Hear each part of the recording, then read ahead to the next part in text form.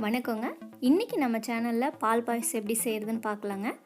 அதுக்கு 300 ml பாலை வந்து நல்லா காய வச்சு பொங்கு வந்த உடனேயே ஒரு 1/4 ஸ்பூன் ஏலக்காய் தூள் போட்டு 5 நிமிஷம் லோ ஃப்ளேமில் வச்சு ஆஃப் பண்ணிடலாங்க.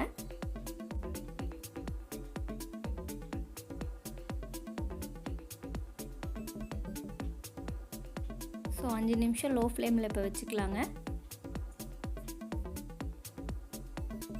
இப்போ ஆஃப் பண்ணி இதை அந்த பக்கம் எடுத்து வச்சுக்கலாங்க. ஒரு பேனில் 1 டீஸ்பூன் நெய் ஊற்றிக்கலாங்க. அதில் 10 முந்திரி பருப்பு, திராட்சை, ஏலக்காய் 2 போட்டு ப்ரௌன் கலர் வர வரைக்கும் வறுத்து அதை தனியாக எடுத்து வச்சுக்கலாங்க.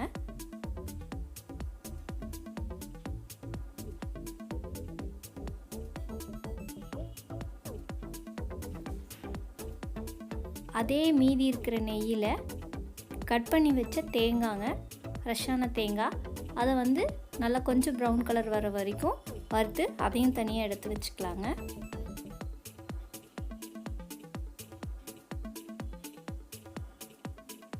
ஸோ அதே பேன்லேயே சேமியாவை போட்டு அதையும் நல்லா ப்ரௌன் கலர் வர வரைக்கும் வறுத்து அதையும் எடுத்துக்கலாங்க. இந்த மாதிரி நெய்யில் வறுக்கிறப்ப நல்லா வாசமாக இருக்குங்க.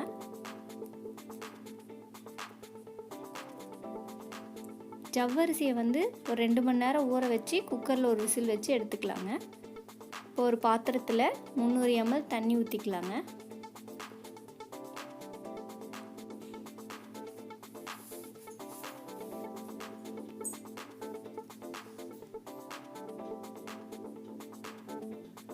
தண்ணி கொஞ்சம் சூடான வெட்டி 150 கிராம் சர்க்கரை இதில் சேர்த்திக்கலாங்க.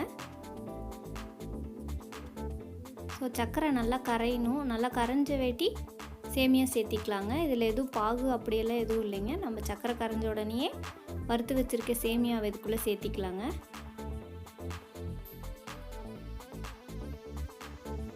இந்த சேமியா நல்லா வேகணுங்க. நல்லா கொதிக்க ஒரு 10 நிமிஷம் நல்லா கொதிக்க விட்டோம்னா இந்த சேமியா வெந்துருங்க.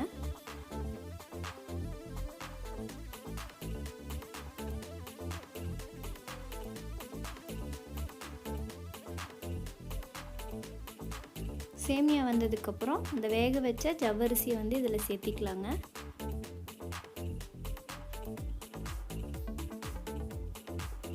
ஸோ ரெண்டும் சேர்ந்து நல்லா 2 தடவை கொதிக்க விட்டுட்டு அடுப்பை வந்து ஆஃப் பண்ணிக்கலாங்க. நம்ம இது கொதிக்கிறப்பயே பால் ஊற்றினா சம்டைம் வந்து பால் திரிஞ்சு போயிடும்.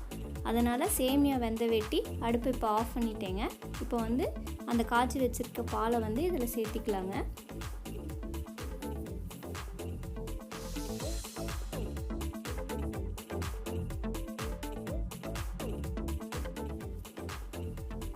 பால் ஊற்றிட்டு நல்லா எல்லாத்தையும் மிக்ஸ் பண்ணி விட்டுக்கலாங்க.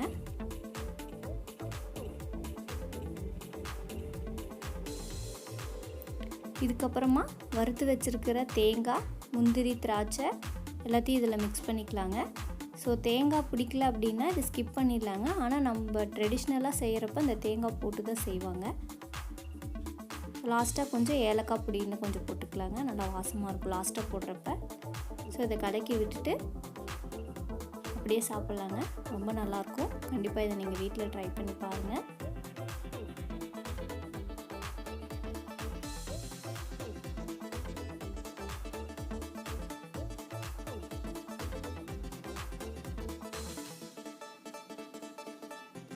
இந்த வீடியோ பிடிச்சிருந்தா கண்டிப்பாக லைக் பண்ணுங்கள். பிடிக்கலைன்னா டிஸ்லைக் பண்ணுங்கள்.